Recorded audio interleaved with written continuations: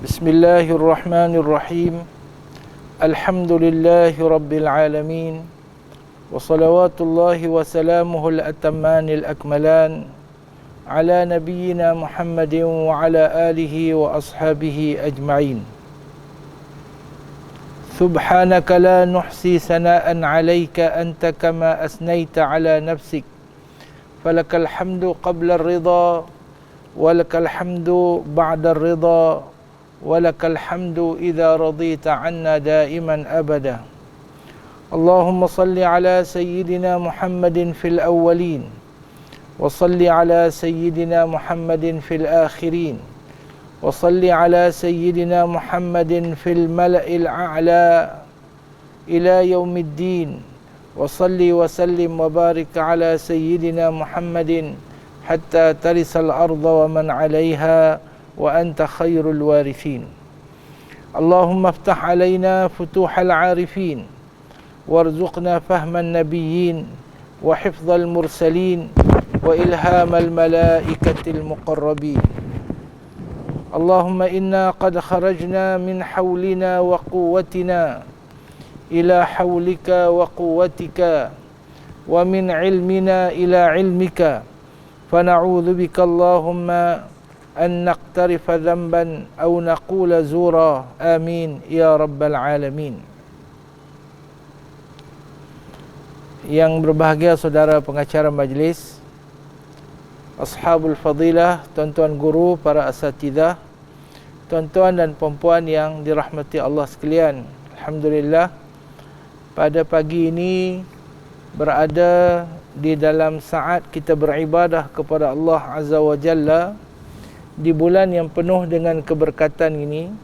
Alhamdulillah, kami yang berada di Kepala Batah ni, di Masjid At-Taqwa, dapat juga beriktikaf di rumah Allah Azza wa Jalla. Moga-moga apa yang kita lakukan ini adalah merupakan sebahagian daripada ihya'u Ramadan yang kita lakukan untuk memenuhkan Ramadan kita dengan keimanan dan ketakwaan kepada Allah Azza wa Jalla. Man shama Ramadana imanan wa ihtisaba ghufira lahu ma taqaddama min dhanbihi.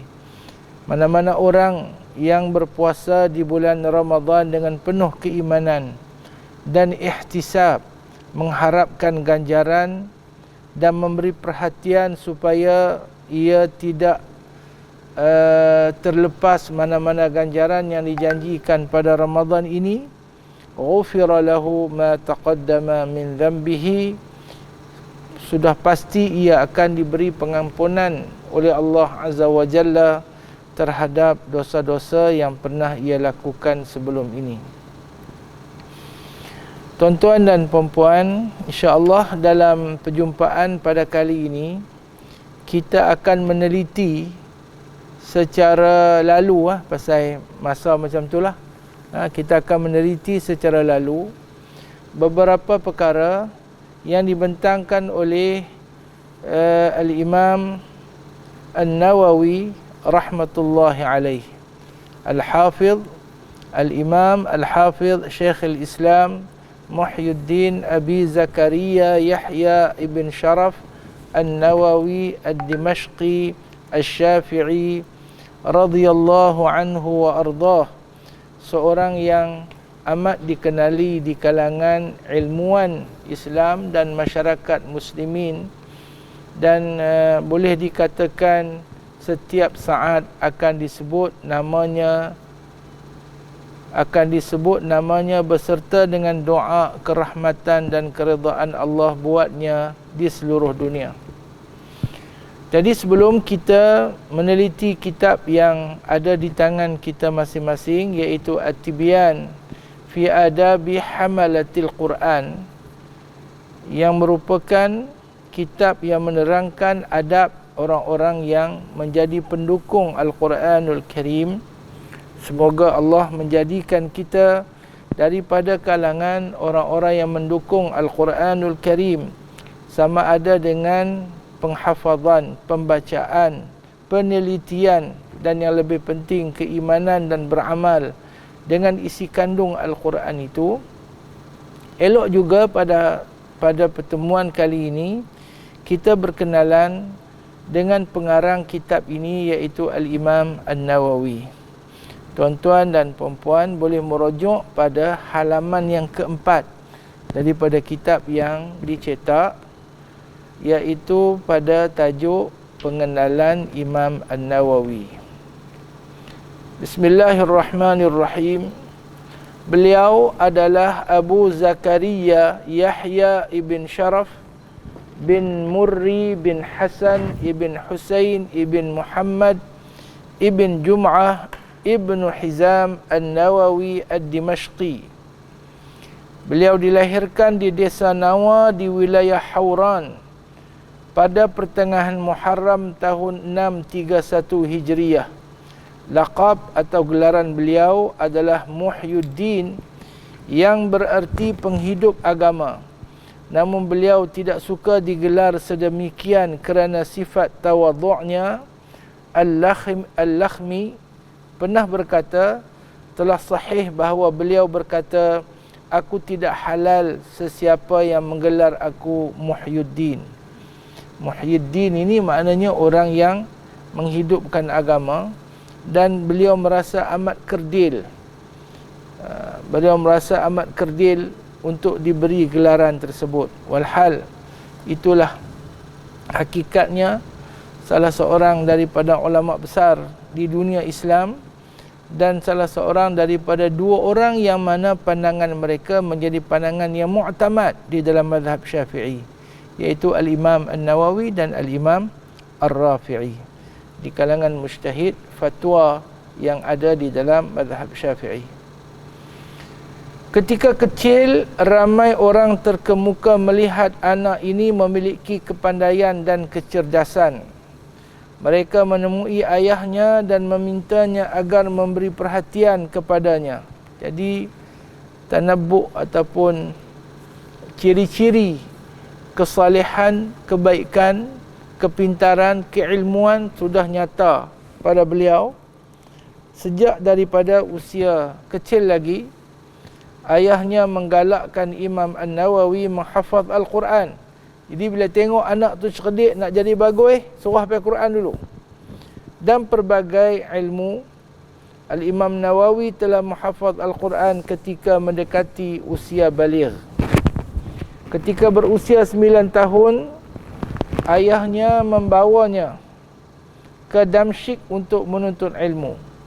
Beliau tinggal dan belajar di Madrasah Ar-Rawahiyah pada tahun 649 Hijriyah.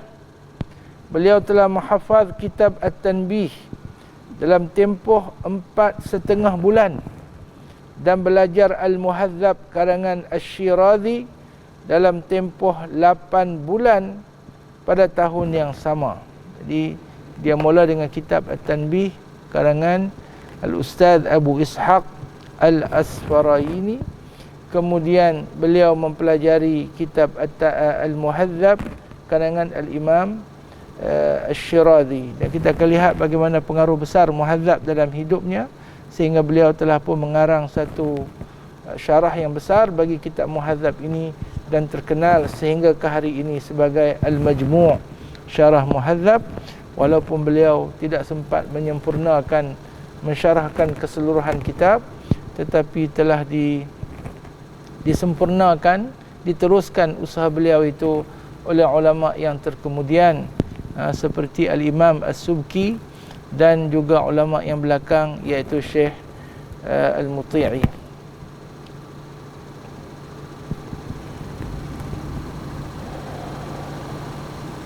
Ini semua berkat bimbingan gurunya Al-Kamal Ibn Ishaq Ibn Ahmad Ibn Uthman Al-Maghribi Al-Maqdisi. Beliau adalah guru pertamanya dalam ilmu fiqh. Pada tahun 651 Hijriyah, beliau telah menunaikan haji bersama ayahnya. Di dalam perjalanan, beliau telah ditimpa demam yang kuat. Demam itu tidak sembuh hinggalah pada hari wukuf di Arafah. Beliau telah menghadapinya dengan penuh kesabaran sehinggalah pulang semula ke Damsyik. Imam An-Nawawi tekun menuntut ilmu-ilmu agama mengarang, menyebarkan ilmu, beribadah, berzikir, sabar menghadapi hidup yang amat sederhana dan berpakaian tanpa berlebihan. Ini alim ulama kita menghadapi kehidupan yang penuh dengan kezuhudan dan kesederhanaan. Bagaimana mereka menunjukkan cara yang seharusnya dituruti ataupun diteladani oleh ahli ilmu sepanjang zaman. Guru-guru Imam An-Nawawi. Guru-guru beliau yang amat terkenal adalah Abdul Aziz ibn Muhammad Al-Ash'ari, Zainuddin ibn Abdul Daim, Imanuddin ibn Abdul Karim Al-Harastani, Zainuddin Abul Baqa, Khalid ibn Yusuf Al-Maqdisi An-Nablusi, dan Jamaluddin ibn As-Sayrafi, Taqiyuddin ibn Abul Yusri, dan Syamsuddin Abu Umar. Beliau belajar fiqhul hadis kepada Al-Syekh Al-Muhaqqiq Abu Ishaq Ibrahim ibn Isa Al-Muradi Al-Andalusi. Kemudian belajar fiqh kepada Al-Kamal Ishaq ibn Ahmad ibn Uthman Al-Maghribi Al-Maqdisi, Syamsuddin Abdul Rahman ibn Nuh, dan Izzuddin Al-Arbili serta guru-gurunya yang lain. Dan sehingga beliau adalah orang yang menguasai dua bidang besar dalam ilmu agama, dalam ilmu Islam, iaitu bidang hadis dan bidang fiqh. Sehingga beliau terkenal sebagai faqihul muhaddithin dan juga sebagai muhaddithul fuqaha. Seorang faqih di kalangan ahli hadis dan seorang ahli hadis di kalangan dan seorang ahli hadis di kalangan para fuqaha. Baik. Murid-murid Al-Imam An-Nawawi, tidak sedikit ulama yang datang untuk belajar kepada Imam An-Nawawi.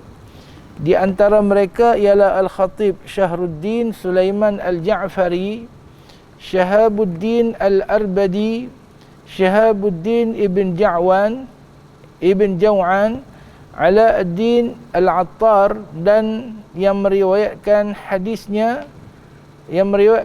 daripadanya Ibnu Abi Al-Fathi dan Al-Mazzi dan lainnya. Kesungguhannya menuntut ilmu moga-moga menjadi contoh dan teladan kepada kita untuk tidak lemah semangat di dalam menuntut ilmu. Setiap hari Imam An-Nawawi membaca dan mempelajari 12 pelajaran kepada guru-gurunya. Sehari dia belajar 12 mata pelajaran, 12 fan. Ini menjadi kewajipan dan syaratnya. Pelajaran-pelajaran yang harus dikuasainya antara lain 2 pelajaran berkenaan dengan Al-Wasit, iaitu satu kitab fiqh yang dikarang oleh Al-Imam Al-Ghazali. 1 pelajaran berkenaan dengan Al-Muhadzab oleh Asy-Syirazi. 1 pelajaran berkenaan dengan Al-Jam'u Baina Sahihain oleh Al-Humaidi, hadis. 1 pelajaran berkenaan dengan Sahih Muslim. 1 pelajaran berkenaan dengan Al-Lumma'. 1 pelajaran berkenaan dengan Islahul Mantiq yang dikarang oleh Ibn Sikit. Kemudian pengajian yang berkaitan dengan tasrif. Kemudian pengajian yang berkaitan dengan usulul fiqh. Kemudian pengajian yang berkaitan dengan nama-nama perawi hadis. Kemudian pengajian yang berkaitan dengan usuluddin. Jadi beliau mendalami fiqh, mendalami hadis, mendalami usulul fiqh, mendalami mantik dan ilmu-ilmu asas di dalam Islam. Beliau menghabiskan waktunya dalam menuntut ilmu, hinggakan ketika beliau pergi ke manapun dalam perjalanan hingga pulang ke rumah, beliau sibuk mengulangi hafalan dan bacaannya. Beliau bermujahadah dan mengamalkan ilmunya dengan penuh wara' dan membersihkan jiwa daripada pengaruh-pengaruh buruk, sehingga pada waktu yang singkat Beliau telah menghafaz hadis-hadis dan pelbagai disiplin ilmu hadis. Beliau adalah seorang yang alim dalam ilmu fiqh dan usuluddin. Beliau telah mencapai puncak pengetahuan dalam mazhab Imam Asy-Syafi'i radhiyallahu anhu dan imam-imam lainnya. Beliau juga mengetuai Darul Hadis Al-Ashrafiyah yang mengajar di sana tanpa mengambil sebarang bayaran pun. Tanpa mengambil sebarang bayaran. Imam An-Nawawi memiliki umur yang dikatakan amat singkat, iaitu tidak lebih daripada 45 tahun, tapi penuh dengan kebaikan dan keberkatan daripada Allah Azza wa Jalla. Kadang-kadang kita berbangga dengan umur kita kononnya panjang, tetapi adakah umur yang panjang itu dipenuhkan dengan amalan yang baik? Kitab-kitab yang dipelajarinya dari guru-gurunya antara lain kitab hadis yang 6, Al-Kutubus Sittah, iaitu Sahih Bukhari, Sahih Muslim, Sunan Abu Dawud, Sunan At-Tirmidzi, Sunan An-Nasa'i, Sunan Ibn Majah, dan Al-Muwatta Imam Malik, Musnad Asy-Syafi'i, Musnad Ahmad Ibn Hanbal, Sunan Ad-Darimi, Sunan Darqutni, Sunan Baihaqi, Syarhus Sunan oleh Al-Baghawi, dan kitab Ma'alim, dan kitab dan tafsir Baghawi juga. Kemudian Amalul Yaumi wal Lailah, ni ada silap cetak ni, oleh Ibnu As-Sunni, Al-Jami'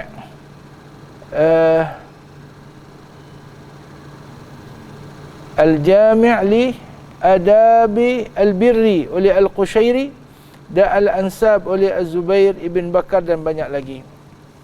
Pribadi dan akhlak Imam An-Nawawi.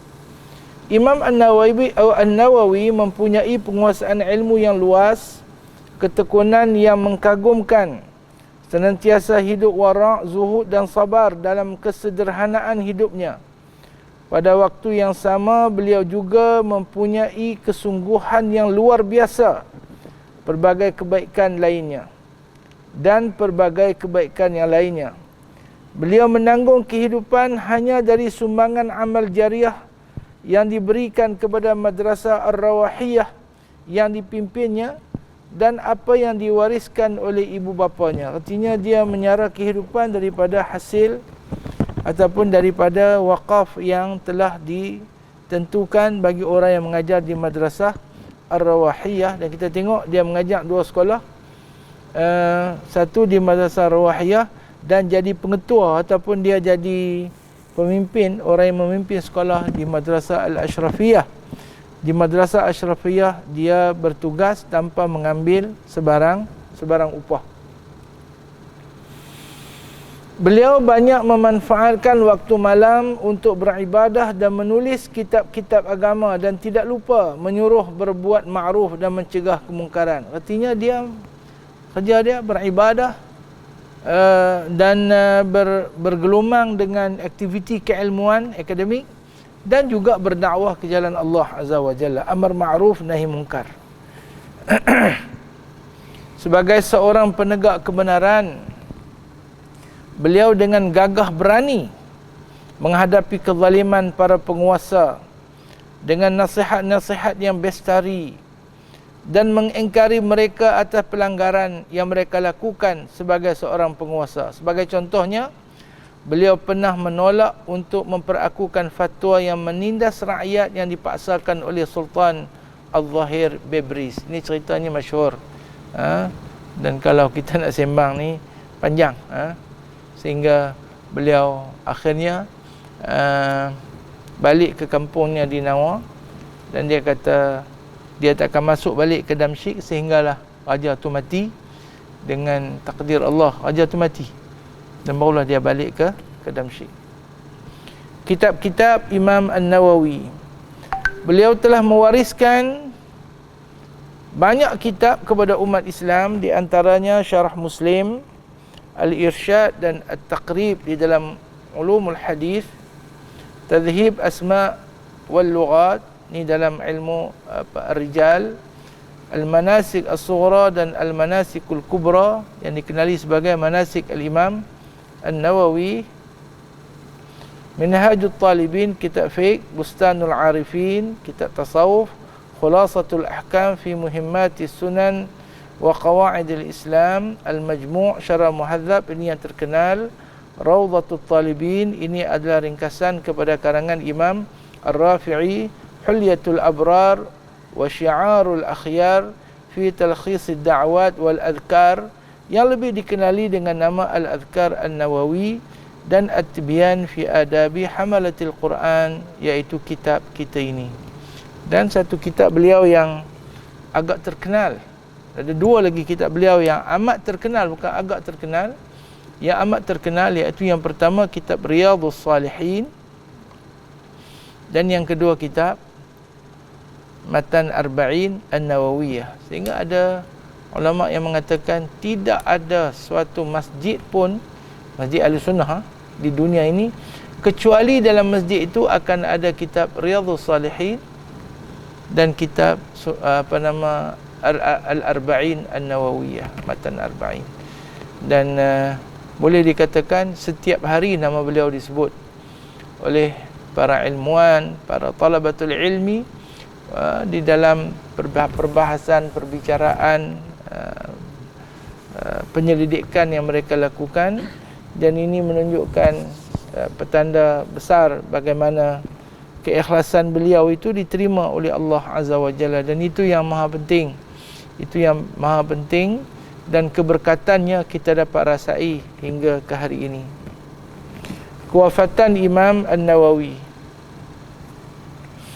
Di penghujung usianya, Imam An-Nawawi bertolak ke negeri kelahirannya dan berziarah ke Al-Quds dan Al-Khalil. Kemudian beliau kembali ke Nawa, dan ketika itulah beliau sakit di sisi ayah bondanya.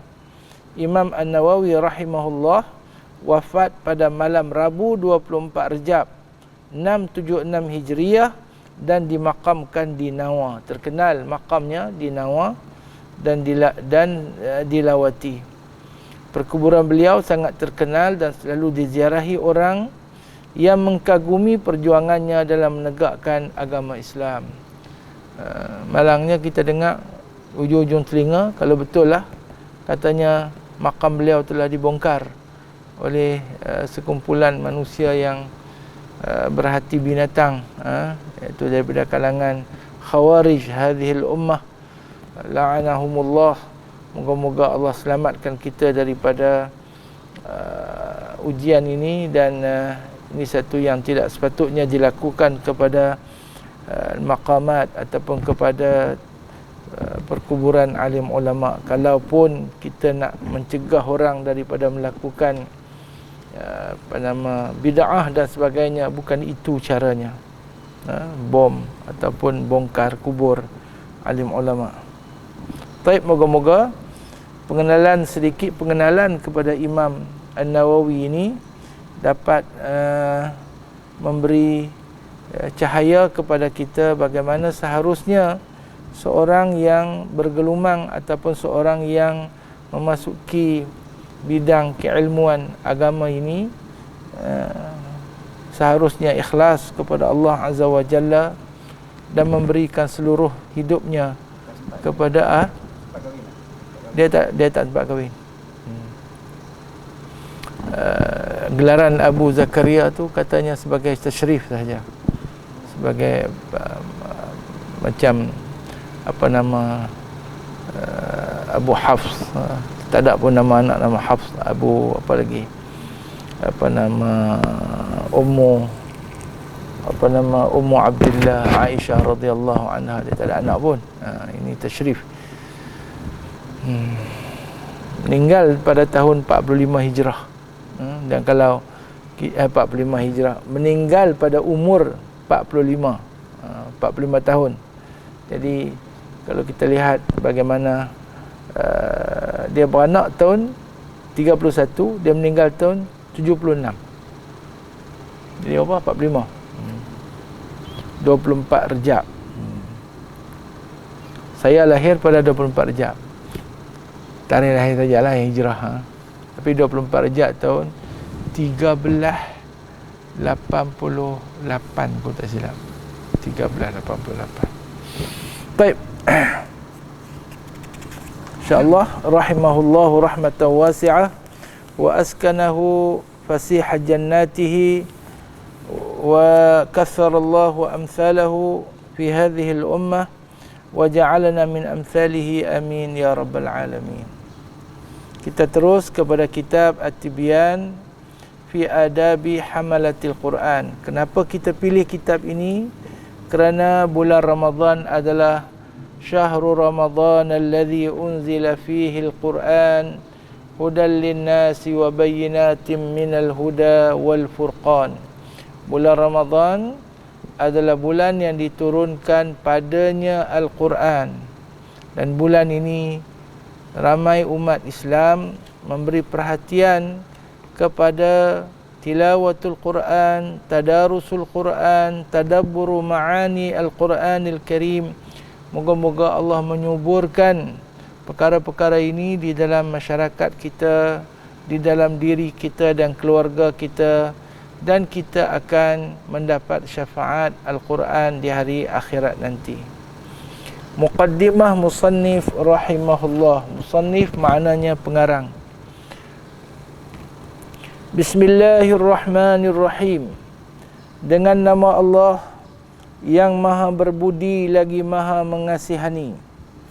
Qala Syekhul Faqih Al-Imamul Alim Al-War'u Zahid Al-Dhabitul Mutqin Abu Zakaria Yahya Muhyiddin Ibnu Sharaf Ibn Hizam Al-Hizami An-Nawawi rahimahullahu ta'ala.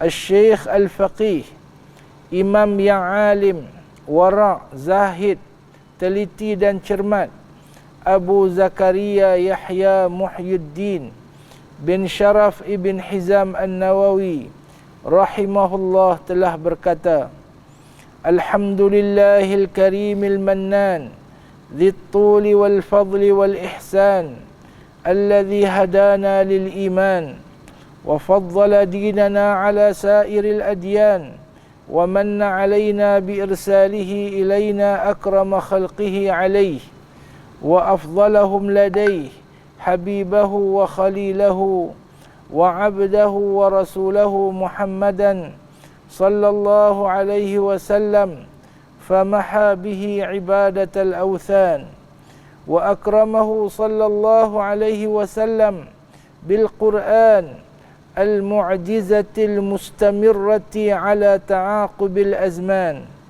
التي يتحدى بها الإنس والجان بأجمعهم وأفحم بها جميع أهل الزيغ والطغيان وجعله ربيعا لقلوب أهل البصائر والعرفان لا يخلق على كثرة التردد وتغاير الأحيان ويسره للذكر حتى استظهره صغار الولدان وضمن حفظه من تطرق التغير إليه والحدثان وهو محفوظ بحمد الله وفضله ما اختلف الملوان ووفق للاعتناء بعلومه من اصطفاه من أهل الحذق والإتقان فجمعوا فيها من كل فن ما ينشرح له صدر أهل الإيقان أحمده على ذلك وغيره من نعمه التي لا تحصى خصوصا على نعمة الإيمان وأسأله المنة علي وعلى سائر أحبابي وسائر المسلمين بالرضوان وأشهد أن لا إله إلا الله وحده لا شريك له شهادة محصلة للغفران منقذة صاحبها من النيران موصلة له إلى سكن الجنان وأشهد أن محمدًا عبده ورسوله الداعي إلى الإيمان صلى الله عليه وسلم وعلى آله وصحبه وشرف وكرم وعظم ma ta'aqaba al-jadidan. Baca jugalah muqaddimah Arab ni kerana bahasanya yang begitu indah. Bila terjemah tak boleh nak sama dengan yang Arab tu. Segala puji bagi Allah yang Maha Pemurah dan Maha Pemberi anugerah, yang memiliki kekayaan, keagungan dan kebaikan. Tuhan yang memberi kita petunjuk kepada iman. Ia telah melebihkan agama Islam dibandingkan agama-agama lainnya dan memberi kita anugerah yang amat besar, kerana kepada kita dengan diutus makhluknya yang paling mulia dan paling afdal di sisinya, kekasih dan khalilnya, hamba dan rasulnya Muhammad sallallahu alaihi wasallam, maka ia menghapuskan dengannya penyembahan berhala. Ia telah memuliakannya dengan Al-Quran sebagai mukjizat yang berterusan dari zaman ke zaman. Mukjizat dengan Al-Quran, ia telah mencabar seluruh makhluk manusia dan jin dan membisukan orang yang menyimpang dan sombong, serta dijadikannya penyubur bagi hati orang yang memiliki mata hati dan ma'rifat. Al-Quran tidak akan pernah menjadi usang sekalipun selalu diulang-ulang atau perubahan zaman.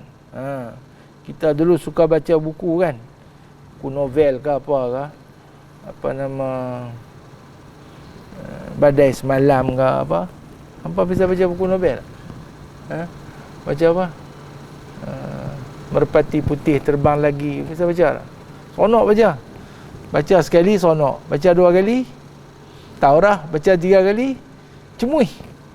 Tapi tidak seperti Al-Quranul Karim. Allah Subhanahu wa ta'ala memudahkannya untuk diingat dan dihafal oleh anak-anak kecil, dan menjamin keasliannya dari segala bentuk perubahan dan kejadian yang akan mengubahnya.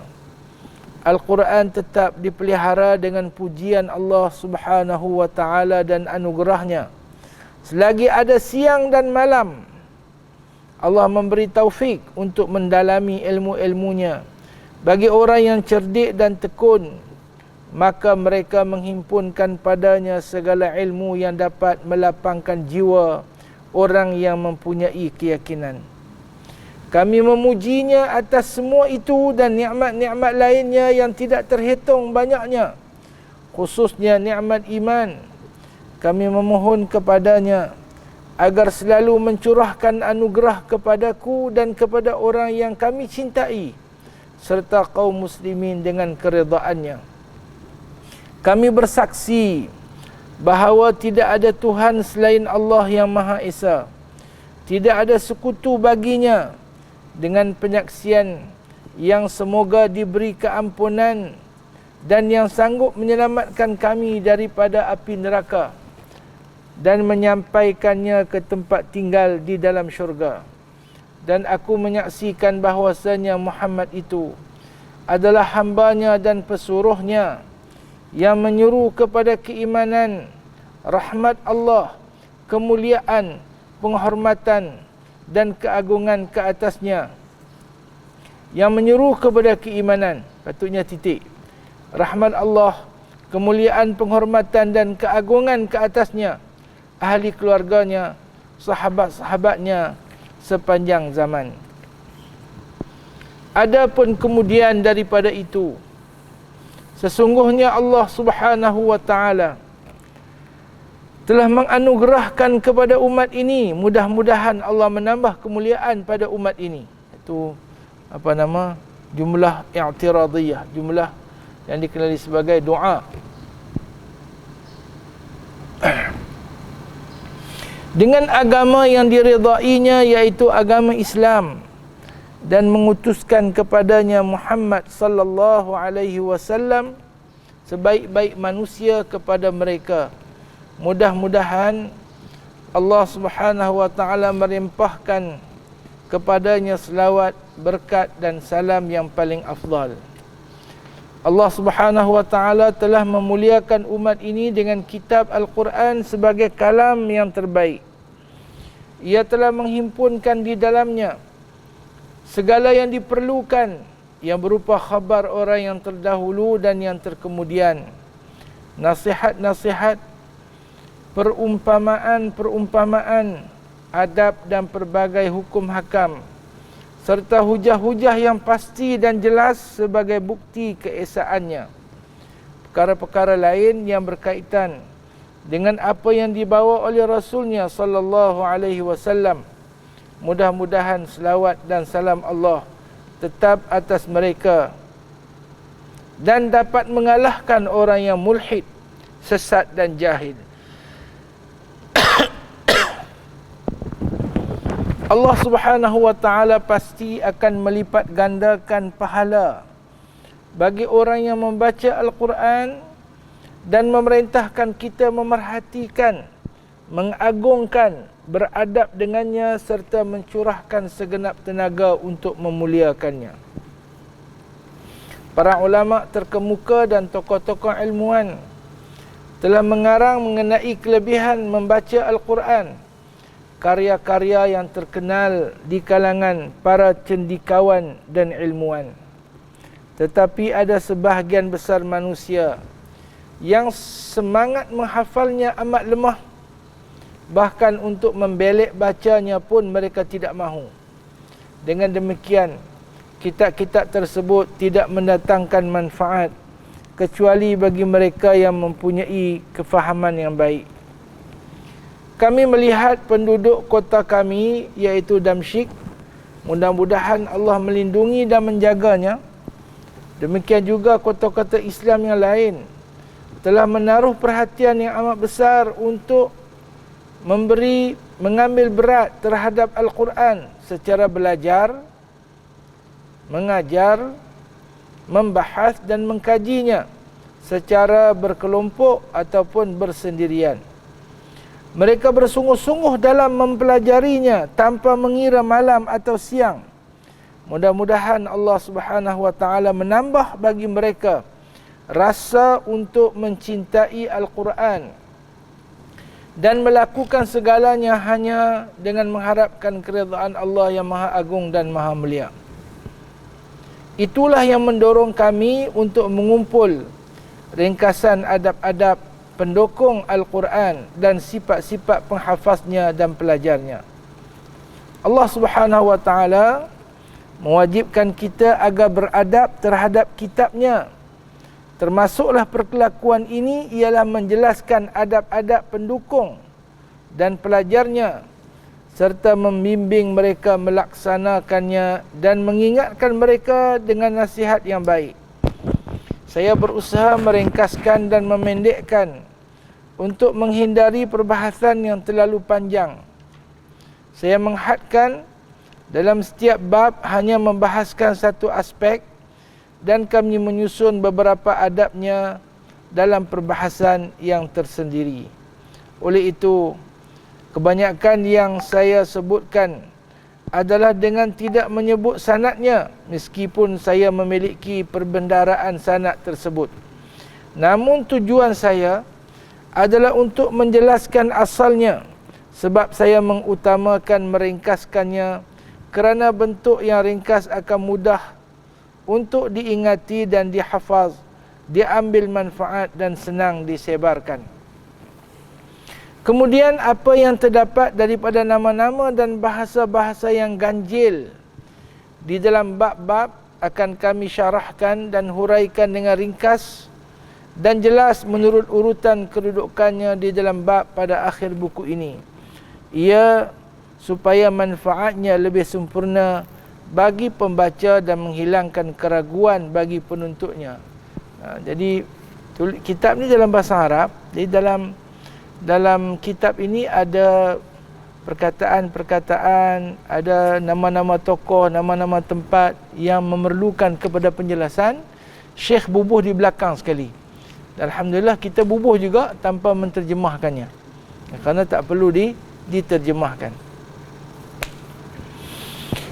Di celah-celah bab terdapat beberapa kumpulan daripada kaedah-kaedah dan kelebihan-kelebihan yang penting dan afdal serta kami jelaskan hadis-hadis sahih dan dhaif, dengan menyandarkan kepada perawi dari kalangan imam yang dipercayai, sebab mereka kadang-kadang lupa menyebutkan perkara itu.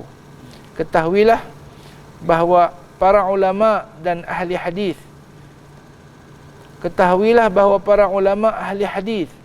mengharuskan beramal dengan hadis dhaif pada fadail al-a'mal.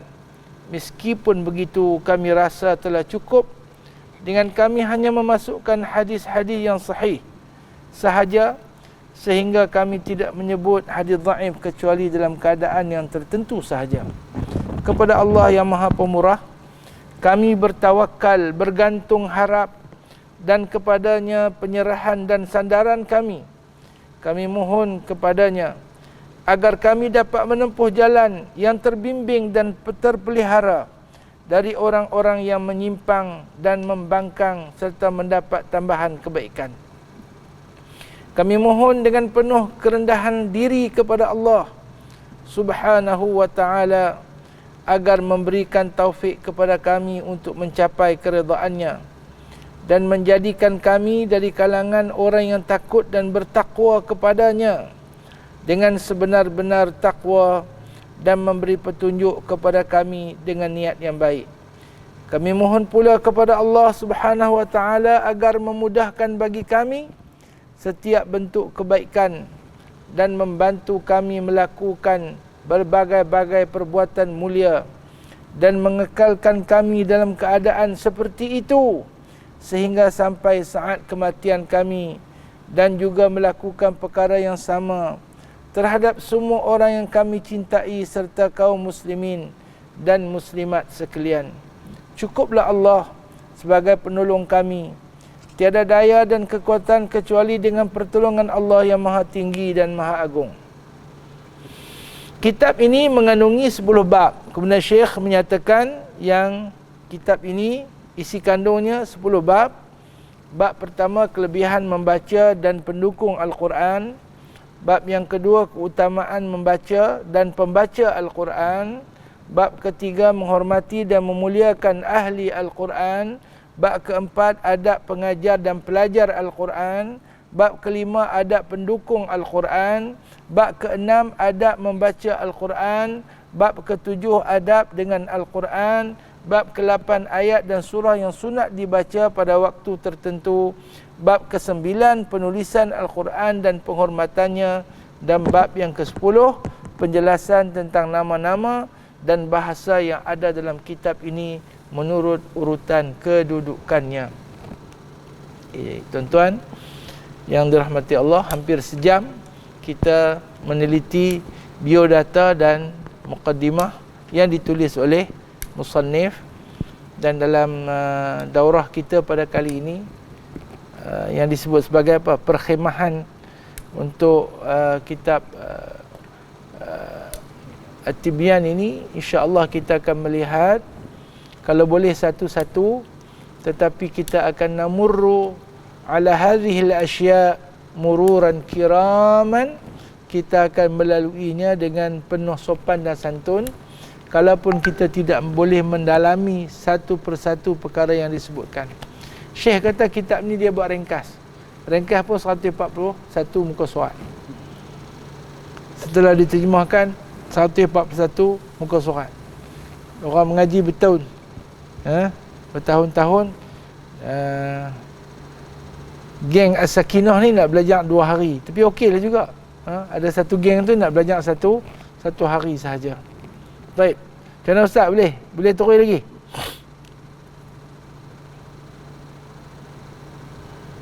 Boleh Ustaz, insya-Allah.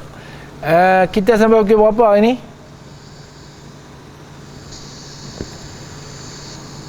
Bebas Ustaz. Bebas terpulang pada Ustaz, lapangkan Ustaz. Okey. Kita berhenti sekejap lagi dalam pukul 12:30. InsyaAllah. Kemudian kita sambung balik lepas Zuhur, boleh ya? Lepas Zuhur kita sambung dalam pukul 2:30. Okey. Baik. Boleh insya-Allah.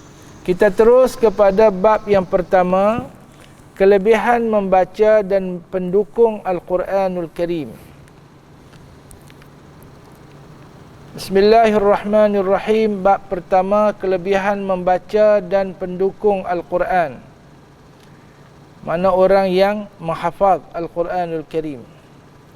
Allah Azza wa Jalla berfirman, Innal ladhina yatluna kitaballahi wa aqamus salata wa anfaqu mimma razaqnahum sirran wa alaniyatan وأنفقوا مما رزقناهم سرا وعلانية يرجون تجارة لن تبور ليوفيهم أجورهم ويزيدهم من فضله إنه غفور رحيم.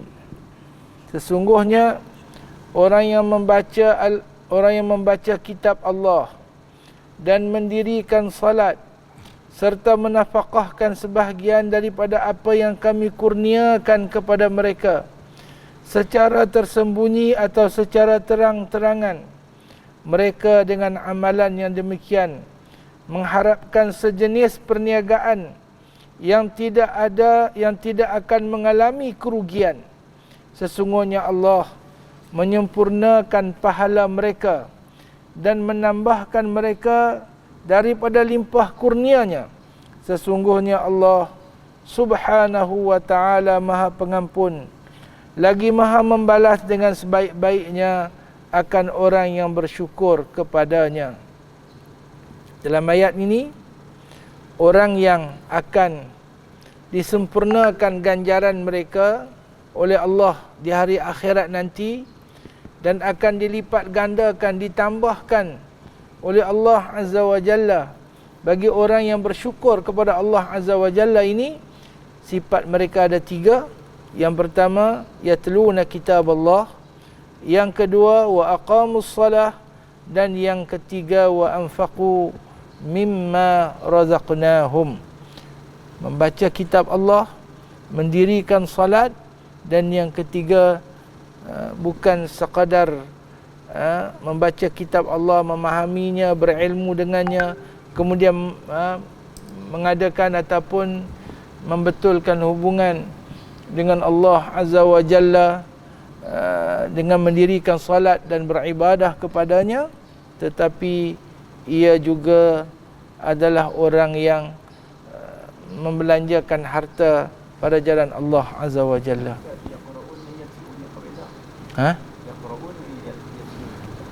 Alladzina yatluna, apa beza tilawah dengan qiraah? Qiraah ini hanya membaca, dan tilawah itu kalau kita rujuk pada aspek makna dalalahnya lebih lebih kuat daripada makna qiraah. Maknanya qiraah termasuk pada makna tilawah. Setiap qiraah itu ada padanya tilawah, tetapi bukan semua tilawah itu ada padanya qiraah. Setiap tilawah itu ada padanya qiraah, tetapi bukan setiap qiraah itu mencangkupi makna tilawah. Tilawah ini dia membaca dalam bentuk mengagungkan. Dia membaca dalam bentuk ta'zim wa tabjil wa takrim. Itu tilawah. Sebab itu orang tak kata tilawah itu contohnya kita boleh kata qiraatul Quran, iqra'ul Quran boleh, tilawatul Quran boleh, tapi kita tak boleh kata tilawatul komik, lebih kurang itulah. Tilawatul karikatir tak ada. Qiraatul karikatir boleh, tapi kalau surah Kaba' contohnya, al-jaraid, qiraatul al-jaridah was-suhuf, al-jaraid was-suhuf, tapi kita tak kata tilawatul jaraid, kerana tilawah itu ada nu' mina at-takrim wat-ta'zim wat-tabjil, pembacaan dalam bentuk mengagungkan. Jadi baca juga kita boleh kata qiraah komik, qiraah surah Kaba', tapi kita tak kata tilawah surah Kaba'. Itu contohlah. Baik. Dan telah diriwayatkan daripada Uthman ibn Affan radhiyallahu anhu wa ardah, katanya Rasulullah sallallahu alaihi wa ala alihi wa ashabihi wasallam telah bersabda, khairukum man ta'allama al-Qur'ana wa 'allamahu, sebaik-baik kamu ialah orang yang belajar Al-Quran dan mengajarkannya. Belajar Al-Quran dan mengajar Al-Quran. Riwayat Abu Abdullah Muhammad ibn Ismail ibn Ibrahim Al-Bukhari di dalam sahihnya yang merupakan kitab yang paling sahih selepas Al-Quranul Karim. Diriwayatkan daripada Aisyah radhiyallahu anha, katanya Rasulullah sallallahu alaihi wa ala alihi wa ashabihi wasallam bersabda, alladhi yaqra'ul Qur'ana wa huwa mahirun bih ma'as safaratil kiramil bararah, walladhi yaqra'ul Qur'ana wa huwa yatata'ta'u fihi wa huwa alaihi syaqun lahu ajran. Orang yang membaca Al-Quran sedangkan dia mahir adalah bersama-sama dengan para malaikat safarah yang mulia lagi baik.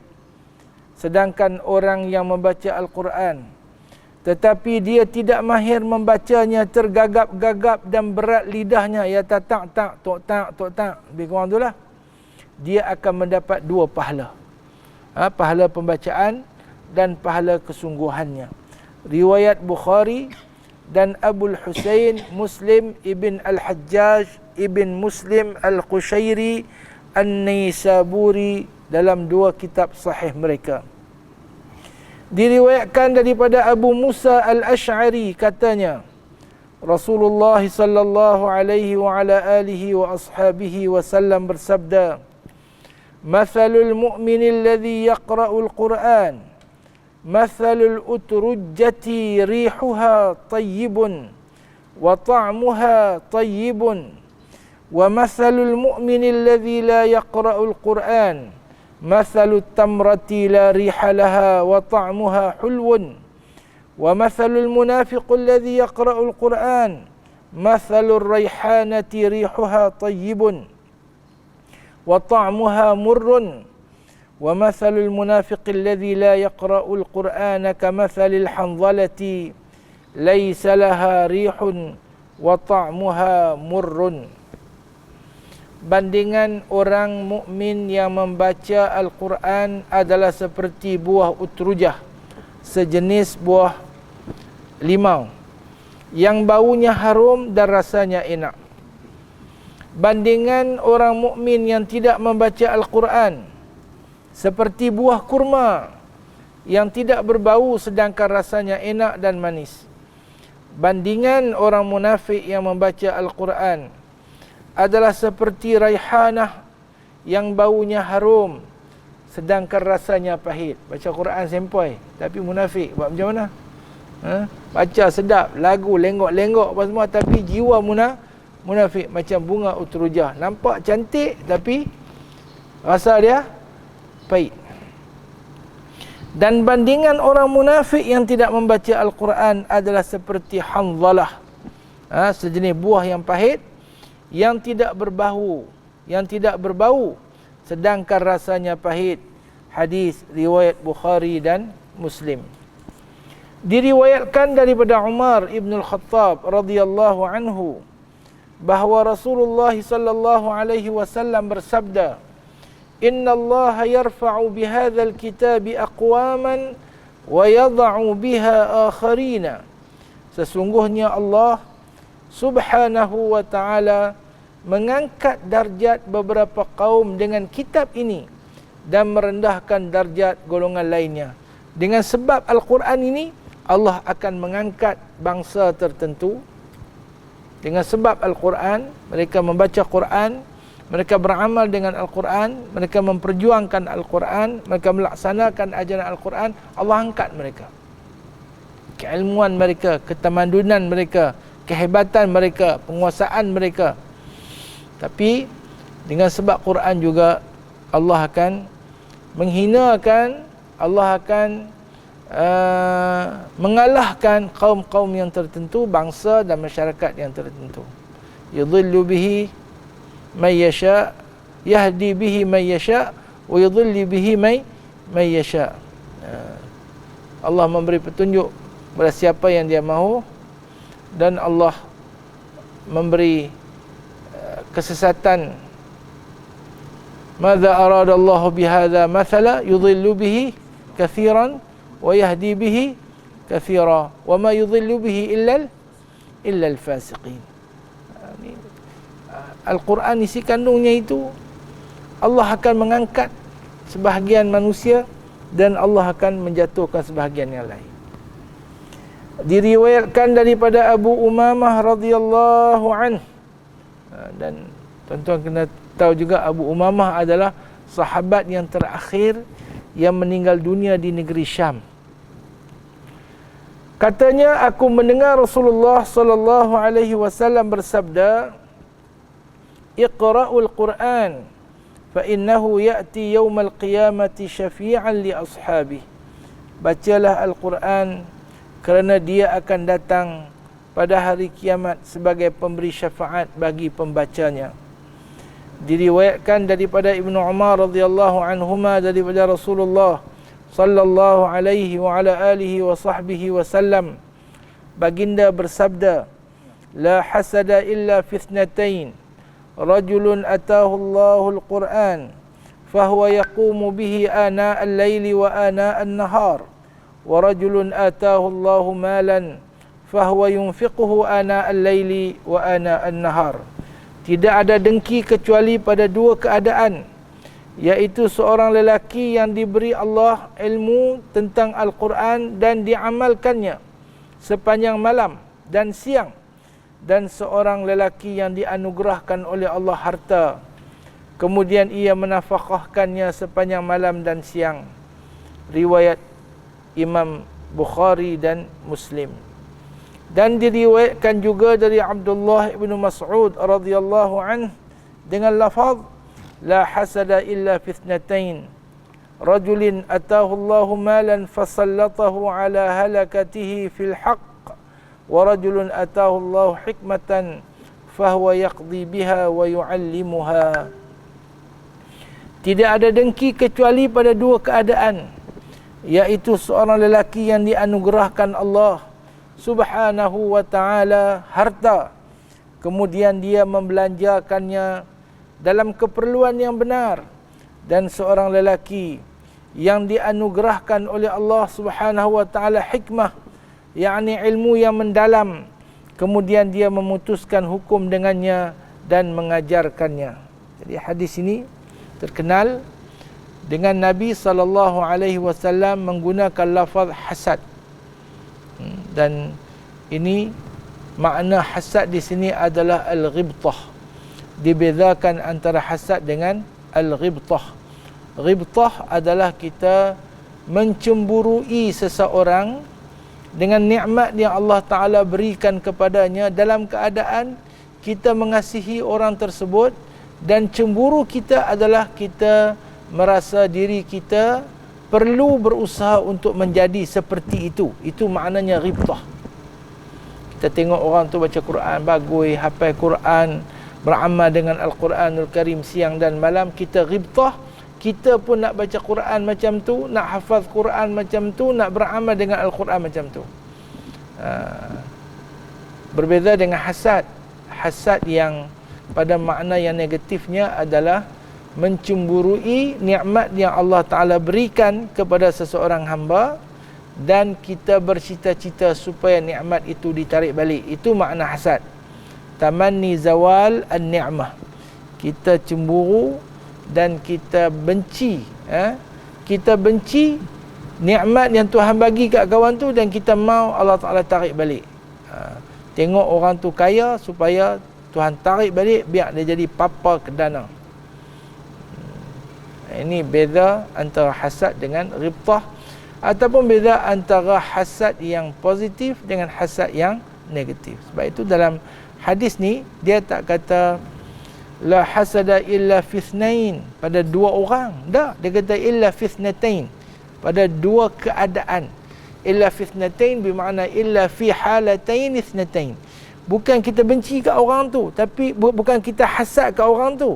Bukan kita cemburu pada orang tu, tapi yang kita cemburui adalah pada keadaan orang itu yang baiknya yang tak ada pada kita, dan ia menjadi cetusan atau dorongan untuk kita berusaha memiliki dan berlaku pada kita apa yang berlaku kepada orang tersebut. Diriwayatkan daripada Abdullah ibnu Mas'ud radhiyallahu anhu katanya, Rasulullah sallallahu alaihi wasallam bersabda, "Man qara'a harfan min kitabillahi ta'ala falahu bihi hasanah wal hasanatu bi'ashri amsalha la aqulu alif lam mim harfun walakin alifun harfun wa lamun harfun wa mimun harfun." Barang siapa membaca satu huruf daripada kitabullah, maka dia mendapat pahala satu kebaikan, sedangkan satu kebaikan dibalas 10 kali ganda. Aku tidak mengatakan alif lam mim satu huruf, tetapi alif satu huruf, lam satu huruf, dan mim satu huruf. Riwayat Abu Isa Muhammad ibn Isa At-Tirmidzi, dan katanya hadis hasan lagi sahih. Jumlah huruf Quran berapa? Ustaz, ingat tak? 320015. Yang tobik kita tengok dulu kan. Itu Araqiyin ke ni Kufiyin? Okey, saya pun ada sebahagian pandangan yang mengatakan huruf Al-Quran kesemuanya berapa? Memang tak pen nak tulis. Saya tengok dulu. Benda ni ada dalam kitab ulum Quran tu. 32015 320,000 320,000 dan 15 huruf di dalam Al-Quran. Artinya kalau kali 10 30 juta, lebih kurang 30 juta kalau orang tu khatam Quran. Kalau jenis buat ibadat nak tengok berapa dia dapat lah kan. Diriwayatkan daripada Abu Sa'id Al-Khudri radhiyallahu anhu, dari Rasulullah sallallahu alaihi wasallam baginda bersabda, Allah Subhanahu wa taala berfirman, ini hadis kursi, man syaghalahu al-Qur'anu wa dhikri an mas'alati a'taituhu afdala ma u'ti sa'ilin wa fadlu kalamillahi subhanahu wa ta'ala ala sa'iril kalam ka fadlillahi ala khalqih. Barang siapa disibukkan dengan mengkaji Al-Quran dan menyebut namaku, dia sibuk baca Quran, ngaji Quran, mengkaji Al-Quran dan dengan berzikir. Dia sibuk berzikir sehingga tidak sempat meminta kepada aku, tak ada nak berdoa pun. Maka aku berikan kepadanya sebaik-baik pemberian yang aku berikan kepada orang yang meminta. Dan kelebihan kalamullah atas perkataan lainnya adalah seperti kelebihan Allah atas makhluknya. Riwayat Tirmidzi, dan katanya hadis hasan gharib. Diriwayatkan daripada Ibnu Abbas radhiyallahu anhuma katanya, Rasulullah sallallahu alaihi wa ala alihi wa sahbihi wasallam bersabda, innal ladzi laysa fi jawfihi syai'un minal Qur'an kal baiti al kharibi. Sesungguhnya orang yang tidak ada dalam rongga badannya sesuatu daripada Al-Quran, dalam jiwa dia tak ada langsung ayat-ayat Al-Quran yang dihafaz, adalah seperti rumah yang roboh. Riwayat Tirmidzi, dan katanya hadis hasan lagi sahih. Artinya perhiasan jiwa dan dalaman seseorang itu adalah Al-Quranul Karim yang dihafaz, yang dibaca dan yang dihayati dalam kehidupannya. Diriwayatkan daripada Abdullah ibnu Amr ibnu al-As radhiyallahu anhuma, daripada Rasulullah sallallahu alaihi wasallam baginda bersabda, yuqalu li sahibil Quran iqra warqi warattil kama kunta turattilu fid dunya fa inna manzilataka 'inda akhir ayatin taqra'uha. Dikatakan kepada pembaca Al-Quran, bacalah dan naiklah darjatmu serta bacalah dengan tartil seperti engkau membacanya di dunia, kerana kedudukanmu adalah pada ayat yang terakhir yang engkau baca. Hadis riwayat Abu Dawud, Tirmizi dan Nasa'i. Baca ni baca hafal ke baca tengok mushaf? Moga-moga kedua-dua. Moga-moga kedua-dua. Ada pandangan kata hafal saja ke? Tak lah. Pasal ada riwayat ini, riwayat lain dia mengatakan fa inna manzilataka 'inda ilmika bil Quran. Ilmika bil Quran. Berdasarkan ilmu kamu berkenaan dengan Al-Quran. Wallahu alam. Moga-moga tidak kecualilah orang-orang yang tidak menghafal Al-Quran. Dan orang yang khatam sekali, tak, orang yang hafaz sudah pasti tak sama dengan orang yang tidak menghafal. Orang yang selalu baca sudah pasti tidak sama dengan orang yang jarang-jarang baca. Orang yang khatam beratus kali tak sama dengan orang yang khatam semua hidup dia sekali, ataupun dengan orang yang tak pernah khatam Al-Quran. Itulah inda akhiri ayatin taqra'uha, artinya moga-moga sebanyak mana yang dibaca, sebanyak mana yang dihayati, sebanyak mana yang ditadabbur, sudah pasti tidak sama, tapi ada kaitan dengan Al-Quran. Moga-moga insya-Allah. Diriwayatkan daripada Suhail ibn Mu'adz al-Juhani dari bapanya Mu'adz radhiyallahu anhu bahawa Rasulullah sallallahu alaihi wasallam bersabda, "Man qara'a al-Qur'ana wa 'amila bima fihi albasallahu walidayhi tajan yaumal qiyamah ضوءه أحسن من ضوء الشمس في بيوت الدنيا فما ظنكم بالذي عمل بهذا." Barang siapa membaca Al-Quran dan mengamalkan kandungannya, Allah Subhanahu wa taala akan memakaikan kepada kedua ibu bapanya pada hari kiamat sebuah mahkota yang sinarnya lebih baik daripada sinar matahari di rumah-rumah dunia. Maka apa pula sangkaan kamu terhadap orang yang mengamalkan dengan ini, yakni Al-Quran, riwayat Abu Dawud. Artinya kalau pahala dia melempah pada mak dan ayah dia, akan diberi kemuliaan kerana dia membaca dan beramal dengan Al-Quran. Bayangkan diri dia sendiri macam mana akan dilayan oleh Allah Azza wa Jalla.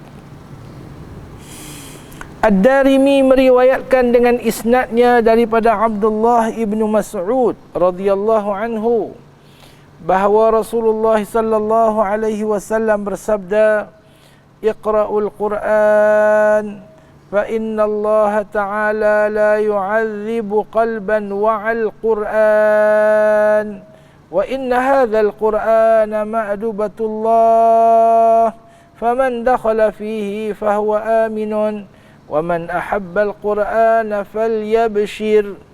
Artinya, bacalah Al-Quran kerana Allah tidak menyiksa hati yang mengingati Al-Quran. Masya Allah.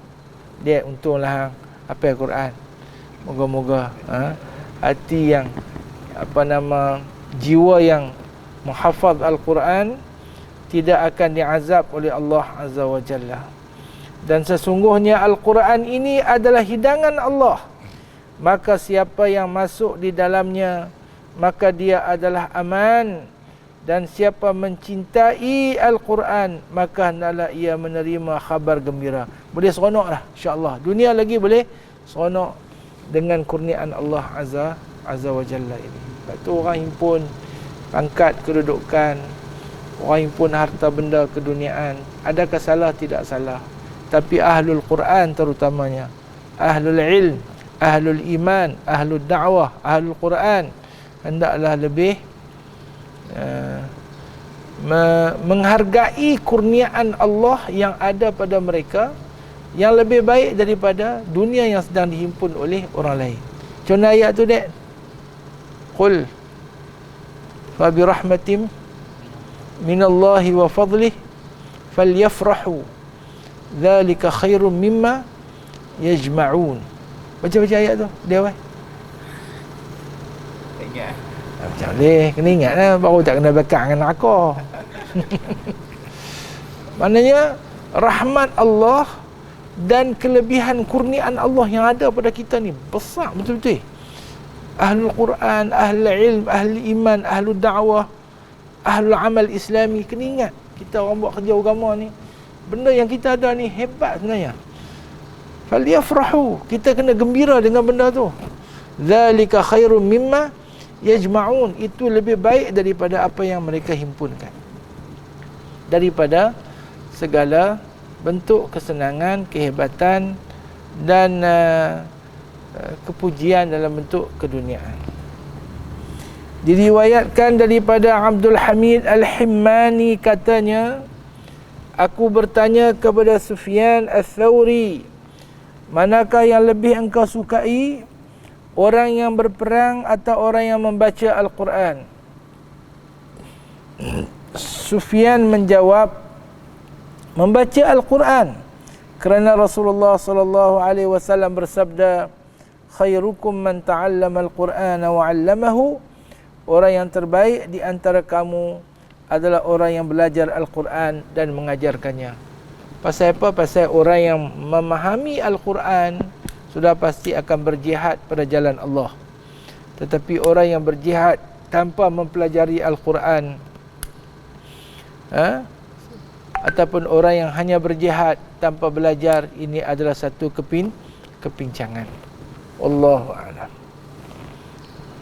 Kita baru saja menghabiskan bab yang pertama berkaitan dengan kelebihan orang yang membaca Al-Quran dan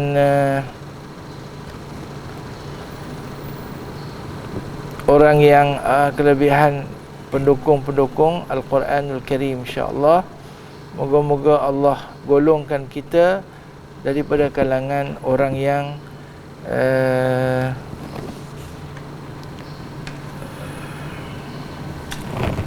membaca Al-Quran, beramal dengan Al-Quran dan mendapat kelebihan-kelebihan yang dijanjikan oleh Allah Subhanahu wa taala.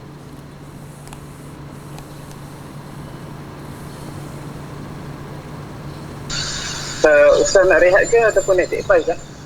Kita take file dulu boleh kan? Boleh insya-Allah. Kau intan nak minum air apa ke? Jadi boleh. Kita take file dulu insya-Allah. Kita take file, kita sambung balik sebelah 35 insya-Allah. Baik, insya-Allah. Wa sallallahu sallama wa baraka ala sayyidina Muhammadin wa ala alihi wa sahbihi ajma'in. Subhana rabbika rabbil izzati amma yasifun. Wa salamun alal mursalin. Walhamdulillahi rabbil alamin.